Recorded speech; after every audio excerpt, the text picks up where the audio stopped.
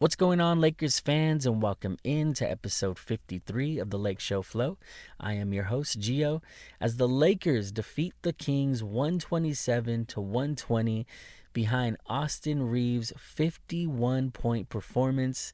Now, before I get more into the game, I just want to say if you're new here or you've been here, please leave a comment, leave a like, subscribe to the channel if you're new.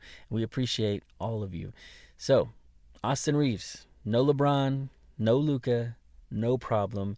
He drops 51 points, 11 rebounds, and 9 assists in a very competitive thriller of a game. We didn't really know who was going to take this one. There was former Lakers on the Kings trying to step up and beat us. We had Dennis Schroeder with 18 and 12 assists.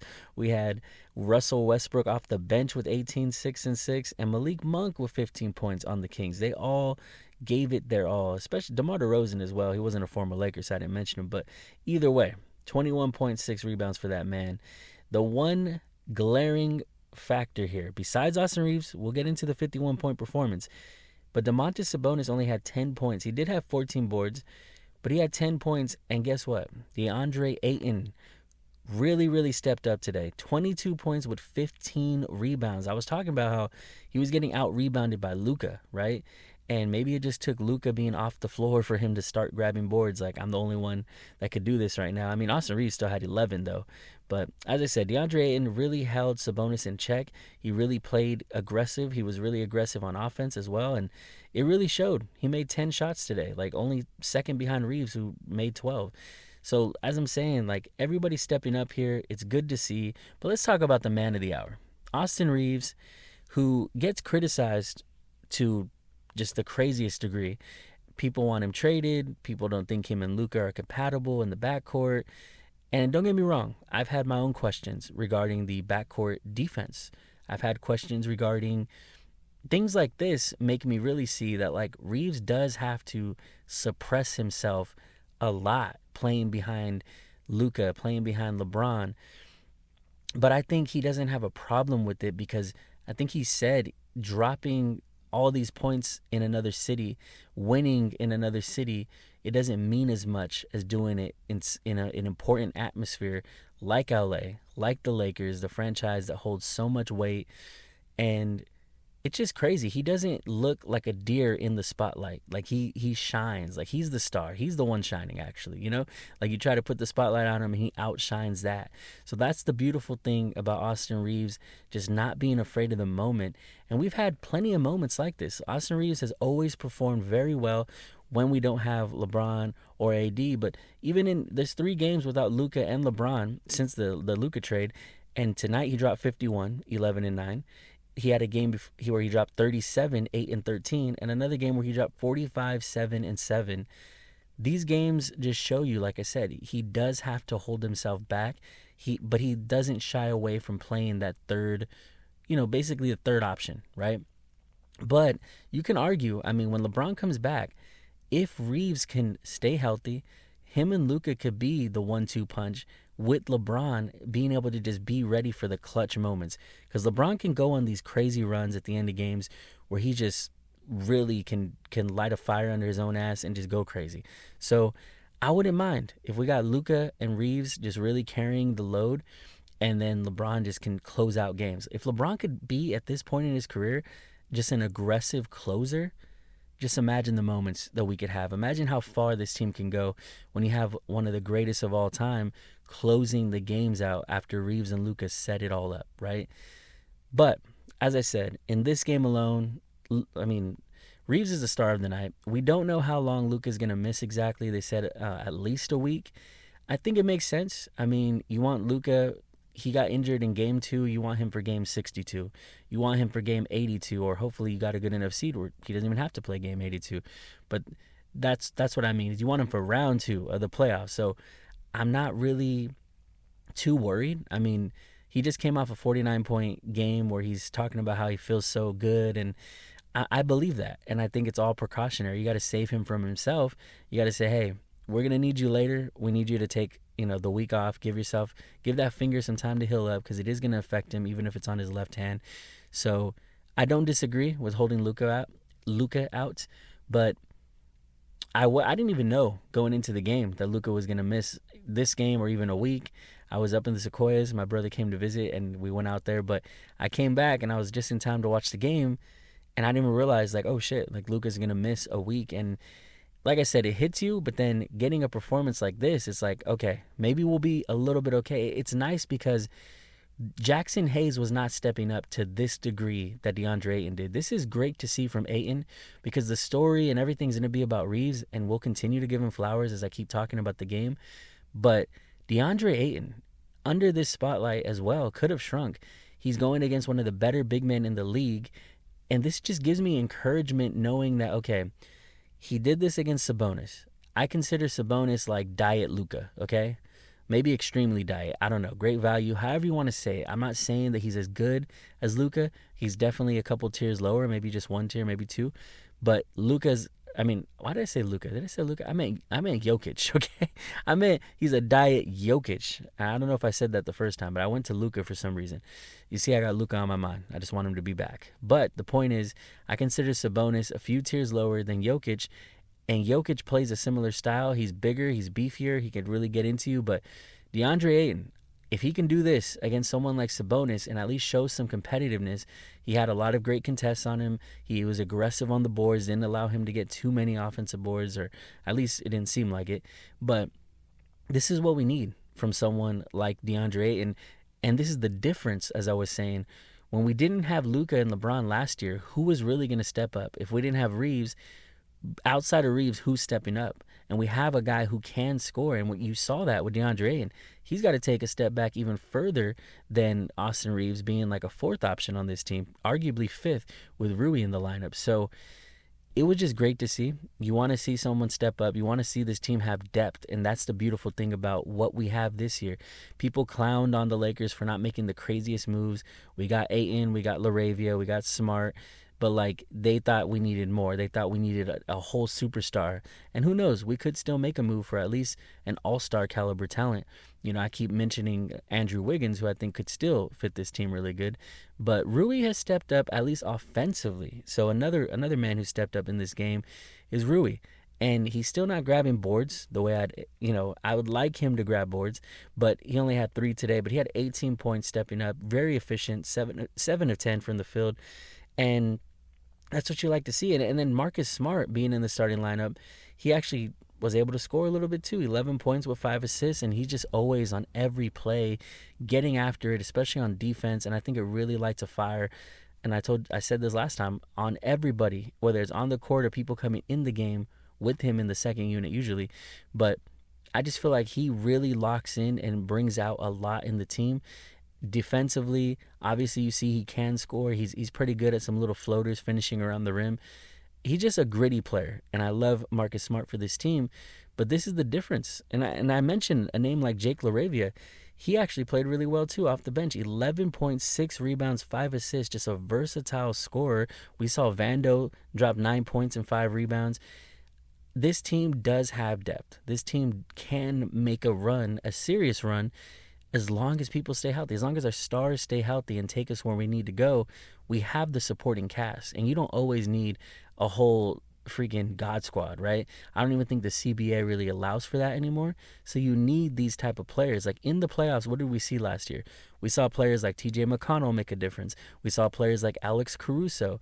We saw players like Christian Brown on the Nuggets. Like there's always these players that they really, and I just realized I mentioned a trio of white boys. That's pretty wild. I said TJ McConnell, Caruso, Christian Brown. I don't know why those are the first 3 role players that came to mind, but they all stepped up for their teams. They all made an impact, and that's what you need. You need those guys that are going to come in and have those games. Benedict Mathurin for the Pacers, like Andrew Nembhard. Like you need these guys. You need depth. Those are the players that win playoff games, believe it or not. Like the stars are always they're gonna have their set it and forget it 30 points and whatever, 25 points, whatever. But you need the guys that are gonna step up and really make a difference and score off the bench and play some defense, grab some loose ball. Like you need those guys that are gonna step up in those moments. So I'm glad the Lakers have more of those players that can make those type of impacts.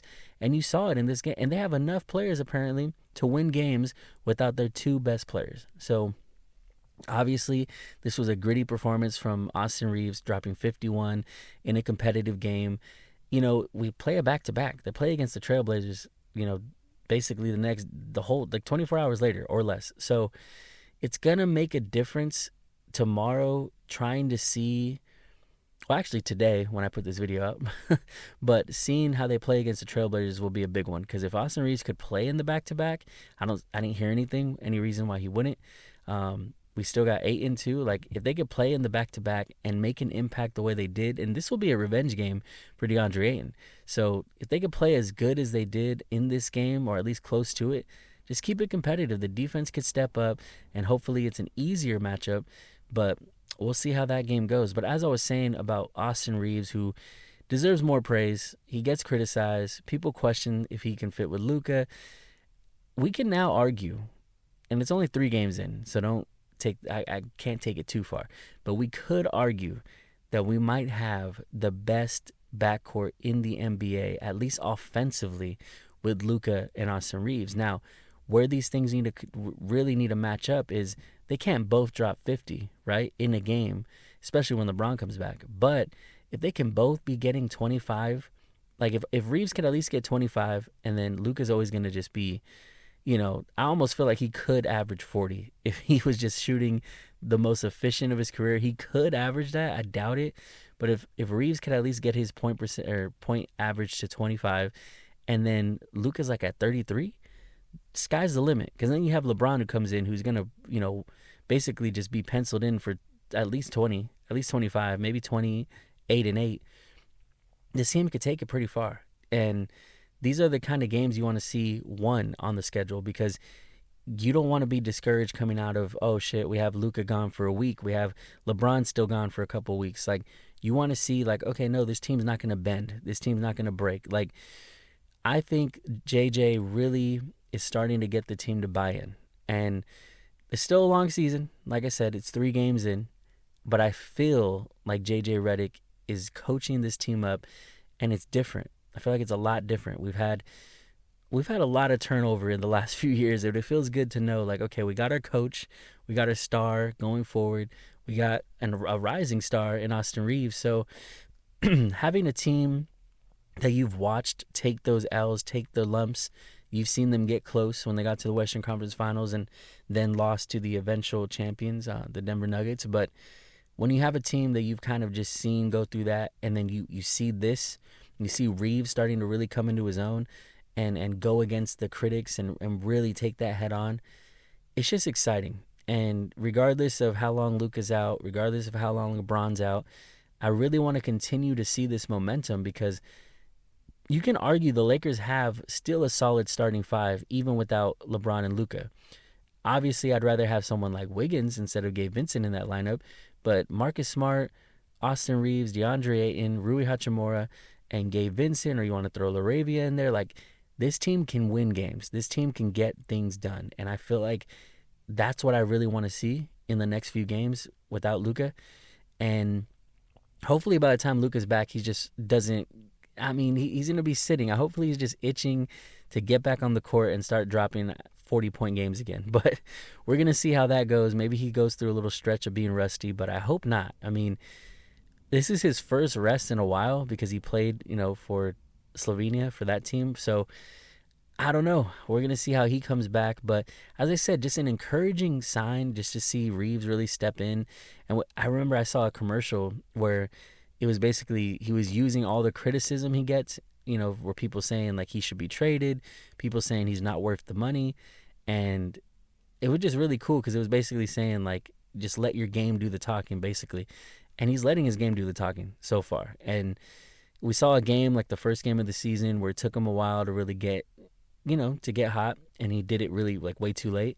Then the second game, he established himself really good. And then obviously you have this game. And it's kind of crazy, because Luka couldn't get to 50. And then Reaves does, like, a couple days later. I'm pretty sure Reaves is going to talk shit to him, because they have that kind of bond where they just shit talk to each other. But, at least in Luka's defense, we had the game won. He didn't really have to drop the 50. It was just going to be a little bonus, cherry on top. When it comes to Reaves, he needed to drop 50 in order for the Lakers to win. So that's what we got to keep in mind too, though, because now I'm thinking, we're not going to get 50 burgers from Austin every game. So we're going to need just the defense to be better. We're going to need like other people to kind of fill in that void, because Reaves can only do so much if he's the main ball handler, the main scorer. All that stuff is a lot to be relied upon for, especially someone who's not normally relied upon to do that. That's what makes the performance even more special and really, impressive. But yeah, we're going to need other people to be more involved. We're going to need more rebound. We're going to need to not, we're going to have to limit second possessions for them, or extended possessions, like getting an offensive board. Like, we got to really limit that for the next game and going forward, because they're not going to win when they need 50 from Reaves every time. So Reaves was sensational. Reaves, he's just one of those players we've seen that we drafted or undrafted, but that got signed by the Lakers, and we've seen him really progress and turn into something special. And that's the kind of homegrown talent that Lakers fans love to cheer for.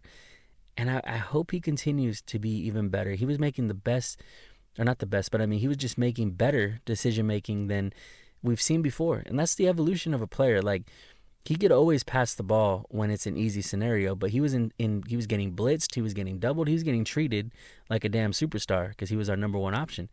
But he was getting the ball out quick. He was making the right reads. He was making sure that he wasn't just going to turn the ball over, or the possession wasn't just dead because he didn't have the ball the whole time, right? So that's one of the beautiful things about Reaves' game, is that it's constantly evolving, and he has two of the best teachers on the team with LeBron and Luka right there, two of the greatest of all time, right?